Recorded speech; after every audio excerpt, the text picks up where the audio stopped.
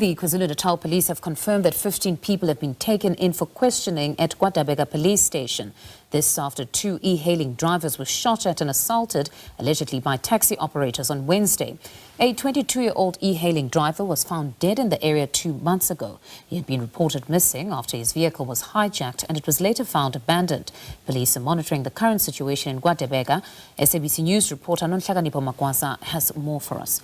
Yes, it is true that 15 people have been apprehended. They are currently being questioned inside the KwaDabeka police station. Earlier on, we did speak to a couple of e-hailing drivers about the situation in the area. They did say that this is an ongoing issue. Sometimes these taxi drivers or taxi owners or taxi association, as they put it, they confiscate their vehicles and they make them pay an amount of about 2,500 to 5,000 rand just to release their vehicles. And sometimes they take passengers out of their vehicle and tell them that they should be riding in a taxi. Yesterday, the situation was very tense between the e-hailing drivers as well as the police station. They were accusing the police station of dragging their feet in carrying out the investigation.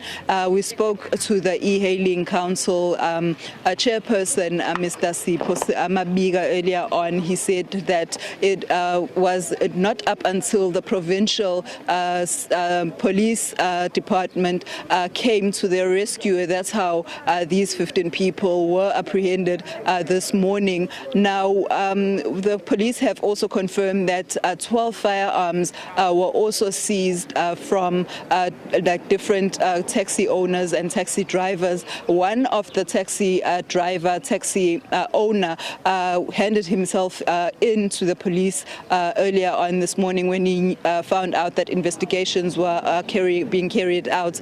He came with his legal representative. However, we do have the Transport Department spokesperson Ndabezinhle Sibiya here. Let's just hear from him. What are the interventions that the Department of Transport is going to undertake to make sure that they resolve this issue, because this is an ongoing issue. It's not only here, KwaDabeka and Uzuma as well, in other areas of the province also face similar incidents. Yeah, no, thank you very much.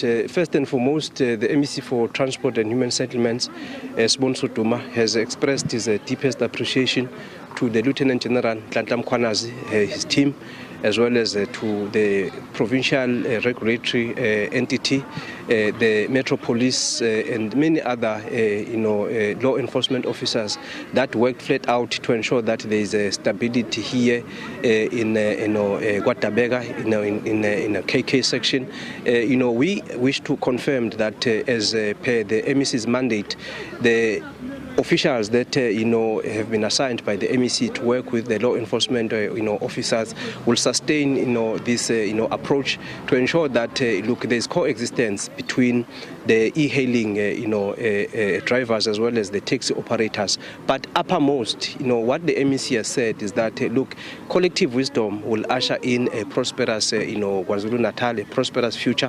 That is why he believes that we need to work together with the KZN e-hailing council to prepare ourselves for the rollout of the regulations that will ensure that there is stability in the e-hailing sector, and that we've got drivers who will be able to go through the vetting processes, and that the whole industry will be it will operate in the interest of the people of KwaZulu-Natal, because what is important is to have these young people who are making a decent living integrated into the entire value chain of the public transport industry. Now, Ndabezinhle, we understand that there is ongoing talks between you, the department, and as well as the Taxi Association and the e-hailing council to have a meeting. When can we expect the meeting to take place? Well, you are quite correct. We were together last night and you saw the tension, but we see light at the end of the tunnel. The MEC, Sibonso Duma, has confirmed that the meeting will take place tomorrow morning. He is in constant liaison with Lieutenant General KwaNazi. In that meeting, we are expecting the leadership of the KwaDabeka Taxi Association, officials from the provincial regulatory entity in the Department of Department of Transport, as well well as some other officials mandated by MEC Duma. We want to see the KZN e-hailing council also playing a leading role in that meeting, because they are representing the interest of many e-hailing drivers who were affected by the incident that took place yesterday. Now, Mr. Sibiya, you keep saying that you are going to work on the regulations for the e-hailing industry. Now, without the regulations, are they allowed to operate on our streets? Like the Taxi Association is saying that these guys are not allowed to operate. It's only them that have the permits, the rights to take up passengers on our roads. Well, I think there are e-hailing operators who are, in possession of some disc, some permits which they obtained.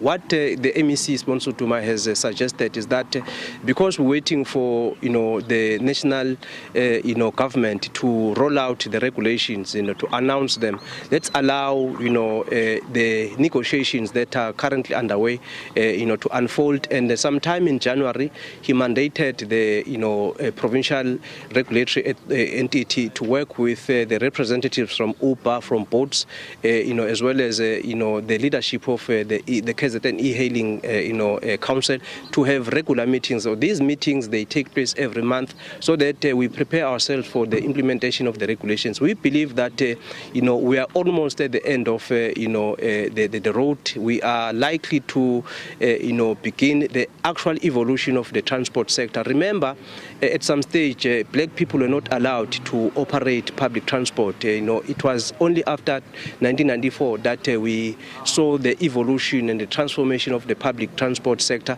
with KwaZulu-Natal leading, in terms of the establishment of the South African National Taxi Council, black people getting into the sector. We are now seeing another evolution of the transport sector, the public transport sector, the introduction of the e-hailing sector.